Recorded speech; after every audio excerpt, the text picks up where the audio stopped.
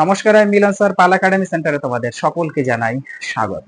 আমি আজকে আবার তোমাদের কাছে নিয়ে এসেছি জিএস অর্থাৎ জেনারেল সায়েন্সের আরেকটি গুরুত্বপূর্ণ ক্লাস।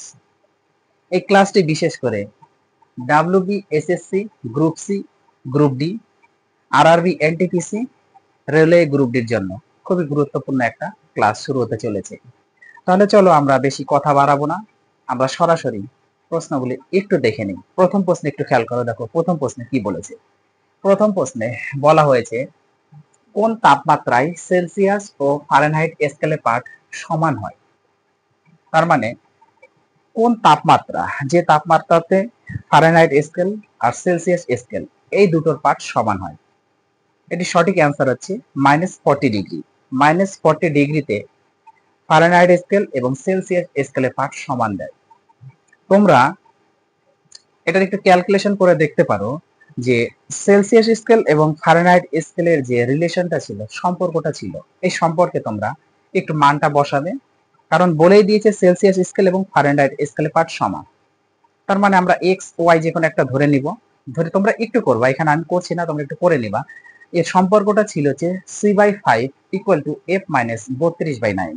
আমি একটু লিখে দিচ্ছি, তোমরা এই সম্পর্কে এখানে করবা যে সেলসিয়াস স্কেল এবং ফারেনহাইট স্কেলের মধ্যে সম্পর্ক আছে C/5 = F-32/9। এই রিলেশন দিয়ে তোমরা একটু করবা, দেখবা যে এর সঠিক মান -40 ডিগ্রি এসে দাঁড়াবে, কারণ সেলসিয়াস স্কেল এবং ফারেনহাইট স্কেলে পাঠ সমান বলেছে। ওকে, তারপরে প্রশ্ন দেখো কি বলেছে। বলেছে মরীচিকা কি কারণে হয়। মরীচিকা কি কারণে হয়, মরীচিকা কোন কারণে হয়, এই প্রশ্নের সঠিক অ্যান্সার হচ্ছে অভ্যন্তরীণ পূর্ণ প্রতিফলন। তোমরা যদি লাইট চ্যাপ্টার পড়ে থাকো, লাইট বা আলোক চ্যাপ্টার যদি পড়ে থাকো, তাহলে বুঝতে পারবে যে এই মরীচিকা একমাত্র হয়ে থাকে এই অভ্যন্তরীণ পূর্ণ প্রতিফলনের জন্য, এটা হয়ে থাকে।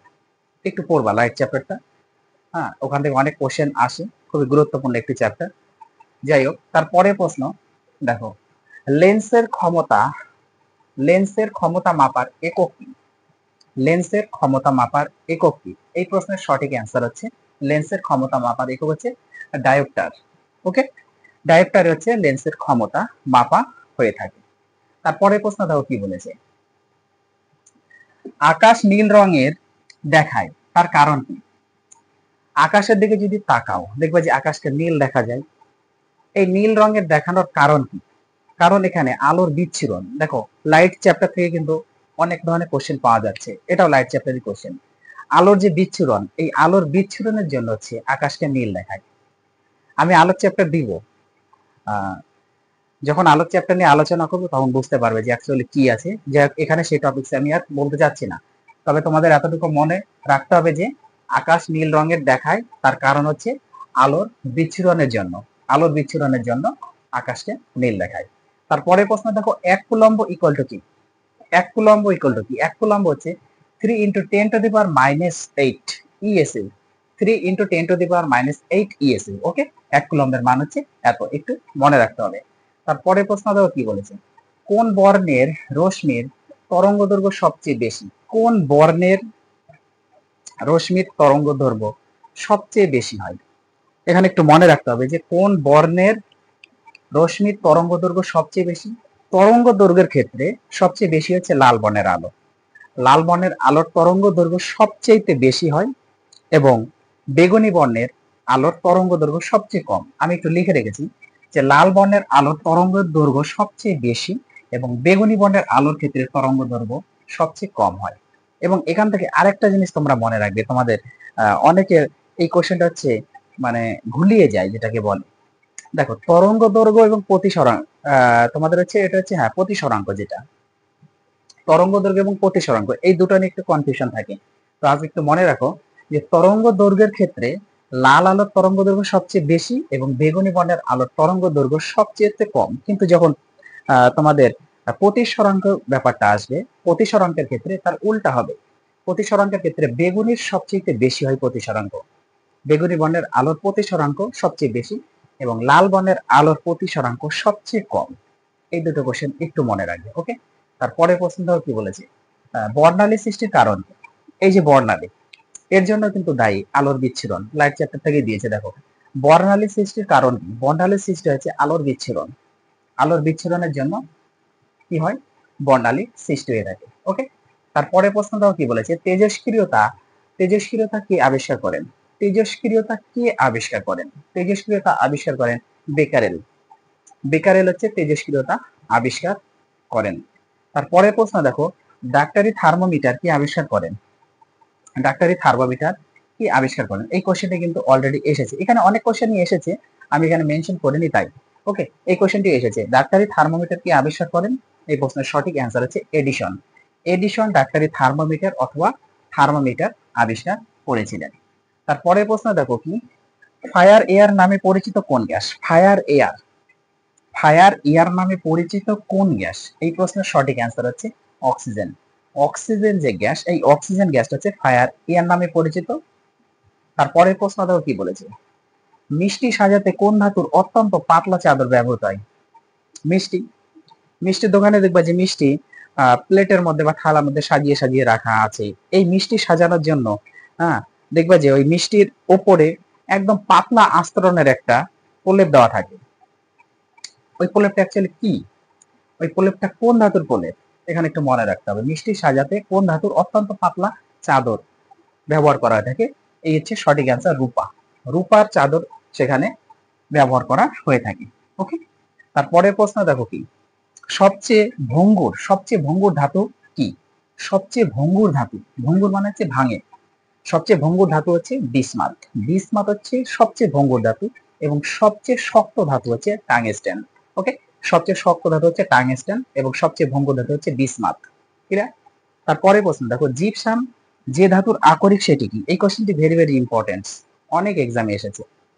জিপসাম, জিপসাম যে ধাতুর আকরিক সেটি কি? সবসময় মনে রাখতে হবে যে জিপসাম হচ্ছে ক্যালসিয়ামের আকরিক। ওকে, তাহলে জিপসাম হচ্ছে ক্যালসিয়ামের আকরিক। তাহলে ক্যালসিয়ামের আকরিক কি? জিপসাম, অথবা জিপসামের আকরিক হচ্ছে ক্যালসিয়াম, এইভাবে ঘোরাতে পারে। ওকে, তাহলে জিপসাম যে ধাতুর আকরিক সেটি হচ্ছে ক্যালসিয়াম। তারপরে প্রশ্ন দেখো কি বলেছে, পরের প্রশ্নে একটু চোখ রাখো। দেখো পরের প্রশ্নে বলা হয়েছে যে কাঁচা ফল পাকাতে কোন জৈব যৌগ ব্যবহার করা হয়? কাঁচা ফল পাকাতে কোন জৈব যৌগ ব্যবহার করা হয়? এই প্রশ্নের তোমাদের সঠিক অ্যান্সার হচ্ছে ইথিলিন। কাঁচা ফল পাকাতে ইথিলিন ব্যবহার করা হয়ে থাকে। তারপরে প্রশ্ন দেখো কি বলেছে, ডিডিটি প্রস্তুতিতে কি ব্যবহার করা হয়? ডিডিটি প্রস্তুতিতে কি ব্যবহার করা হয়? এই প্রশ্নের সঠিক অ্যান্সার তোমাদের হচ্ছে ক্লোরোফর্ম। ক্লোরোফর্ম ব্যবহার করা হয়ে থাকে এই ডিডিটি প্রস্তুতিতে। ওকে, তারপরের প্রশ্ন দেখো কি বলেছে, সবচেয়ে তড়িৎ ঋণাত্মক মৌলের নাম কি? সবচেয়ে তড়িৎ ঋণাত্মক মৌলের নাম কি? এই কোশ্চেনটি অনেকবার অনেক এক্সামে এসেছে। এই প্রশ্নের সঠিক অ্যান্সার হচ্ছে ফ্লোরিন বা এফ। ওকে, ফ্লোরিন বা এফ, এই প্রশ্নের সঠিক অ্যান্সার হয়ে গেল ফ্লোরিন বা এফ। সবচেয়ে তড়িৎ ঋণাত্মক মৌলের নাম হচ্ছে ফ্লোরিন। তারপরে প্রশ্ন দেখো কি বলেছে, ক্যান্সার চিকিৎসায় কি ব্যবহৃত হয়? ক্যান্সার চিকিৎসাতে কি ব্যবহার করা হয়ে থাকে? এই প্রশ্নের সঠিক অ্যান্সার হচ্ছে তেজস্ক্রিয়, তেজস্ক্রিয় সিও মিন্স কোবাল্ট, তেজস্ক্রিয় কোবাল্ট। এবার কোবাল্ট কত? 60। তেজস্ক্রিয় কোবাল্ট 60 ব্যবহার করা হয়ে থাকে। ক্যান্সার চিকিৎসায় তেজস্ক্রিয় কোবাল্ট 60 ব্যবহার করা হয়ে থাকে। ওকে, তারপরে প্রশ্ন দেখো কি বলেছে, আলফা কণার আধান কি? আলফা কণার আধান হচ্ছে ধনাত্মক বা পজিটিভ। এখান থেকে তোমরা মনে রাখবে alpha beta gamma. Alpha beta gamma, alpha হচ্ছে পজিটিভ বা ধনাত্মক, বিটা হচ্ছে নেগেটিভ বা ঋণাত্মক, আর গামা হচ্ছে নিস্তরিত। ওকে, সেম ভাবে তোমরা প্রোটনের এটা মনে রাখবে, ইলেকট্রনের, এবং আরেকটা কি হয়, ইলেকট্রন প্রোটন, আর একটা হচ্ছে নিউট্রন। এই তিনটার একটু মনে রাখবে। ওকে, তাহলে এখানে আলফা কণার আধান হচ্ছে ধনাত্মক। তারপরের প্রশ্ন, ব্যাটারিতে কোন অ্যাসিড ব্যবহৃত হয়? ব্যাটারিতে কোন অ্যাসিড ব্যবহৃত হয়? এই প্রশ্নের সঠিক অ্যান্সার হচ্ছে সালফিউরিক অ্যাসিড। সালফিউরিক অ্যাসিডের সংকেতটা একটু মনে রাখবে, H2SO4, H2SO4, sulphuric acid. Sulphuric acid ব্যবহার করা হয়ে থাকে ব্যাটারিতে। ওকে, তারপরের প্রশ্ন দেখো কি বলেছে, রাস্তার হলুদ বাতিতে কোন গ্যাস থাকে? রাস্তাতে দেখবে হলুদ বাতি দেওয়া থাকে, হলুদ যে লাইট, এই লাইট গুলাতে কোন গ্যাস থাকে? এই এর মধ্যে থাকে হচ্ছে তোমাদের সোডিয়াম। সোডিয়াম যেটা আছে সেই সোডিয়াম গ্যাস বা এনএ, এই সোডিয়ামের সংকেতটা একটু মনে রাখবে, এনএ বা সোডিয়াম গ্যাস। ওকে, তারপরের প্রশ্ন দেখো কি বলেছে, কাঁচ ও পারদের স্পর্শ কোণ কত? কাঁচ ও পারদের স্পর্শ কোণ কত? এই প্রশ্নের সঠিক একদম অ্যাকুরেট অ্যান্সার হচ্ছে 139 ডিগ্রি, 139 ডিগ্রি হচ্ছে কাঁচ ও পারদের স্পর্শ কোণ। কিন্তু এখানে তোমাদের অপশনে ছিল 90 এর চেয়ে বেশি। 90 এর চেয়ে বেশি অবশ্যই 139 মানে হচ্ছে 90 এর চেয়ে বেশি। ওকে, তোমাদের এই প্রশ্নের অ্যান্সার ছিল হচ্ছে 90 ডিগ্রির চেয়ে বেশি, তবে অ্যাকুরেট হচ্ছে 139। ওকে, তারপরে প্রশ্ন দেখো, বাতাসে আপেক্ষিক আর্দ্রতা বৃদ্ধি পেলে কি হয়? বাতাসে যদি আপেক্ষিক আর্দ্রতাটা বেড়ে যায় তাহলে কি হবে? বাতাসে আপেক্ষিক আর্দ্রতা বেড়ে গেলে বায়ুতে শব্দের গতিবেগ বৃদ্ধি পাবে। মানে যত আপেক্ষিক আর্দ্রতা বৃদ্ধি পাবে বাতাসে, তত এই বাতাস বা বায়ুর শব্দের গতিবেগ বৃদ্ধি পেতে থাকবে। তারপরের প্রশ্ন দেখো কি বলেছে, কোন সূত্র মেনে বেলুন ওপর দিকে ওঠে? মানে ওপরের দিকে ওঠে, কোন সূত্র মেনে বেলুন ওপরের দিকে ওঠে? এই প্রশ্নের সঠিক অ্যান্সার হচ্ছে পরাবৃত্ত। পরাবৃত্তের সূত্র মেনে বেলুন ওপরের দিকে ওঠে। তারপরে প্রশ্ন, কোন পদ্ধতির সাহায্যে পেনে কালি ওঠে? কোন পদ্ধতির সাহায্যে পেন, আমরা যে লিখি যে পেন, সেই পেনে কোন পদ্ধতির সাহায্যে কালি ওঠে? এর সঠিক অ্যান্সার হচ্ছে পৃষ্ঠটান। পৃষ্ঠটানের জন্য পেনে হচ্ছে কালি ওঠে। ওকে, তারপরে প্রশ্ন, অপটিক্যাল ফাইবারে অপটিক্যাল ফাইবারের কার্যনীতি হলো, অপটিক্যাল যে ফাইবার, এই অপটিক্যাল ফাইবারের কার্যনীতি কি? অপটিক্যাল ফাইবারের কার্যনীতি হচ্ছে অভ্যন্তরীণ পূর্ণ প্রতিফলন। অপটিক্যাল ফাইবারের কার্যনীতি হচ্ছে অভ্যন্তরীণ পূর্ণ প্রতিফলন ঘটে। ওকে, তারপরের প্রশ্ন, সোলার প্যানেলের সংযোগকারী পদার্থ কি? বা সংযোগকারী পদার্থ কি হলো? সোলার যে প্যানেলগুলি হয়, সোলার প্যানেল তোমরা দেখেছো, এই সোলার প্যানেলের সংযোগকারী পদার্থ হিসেবে কি ব্যবহার করা হয়ে থাকে? সিলিকন, যেটা সংকেতটা একটু মনে রাখবে, এসআই। এসআই মিনস হচ্ছে সিলিকন। এই সোলার প্যানেলের মধ্যে সিলিকন যে পদার্থ, সেই পদার্থটা ব্যবহার করা হয়ে থাকে। তাহলে এই ছিল তোমাদের আজকের জিএস বা জেনারেল সায়েন্সের 2 নাম্বার ক্লাস হয়ে গেল। এর আগে পার্ট 1 এর একটা দিয়েছি, তো তোমরা পার্ট 1 পার্ট 2 দুটো ক্লিয়ার করো। আমি আবার আসবো পরবর্তী পার্ট নিয়ে। তাহলে আজকের মতো এখানে শেষ করছি।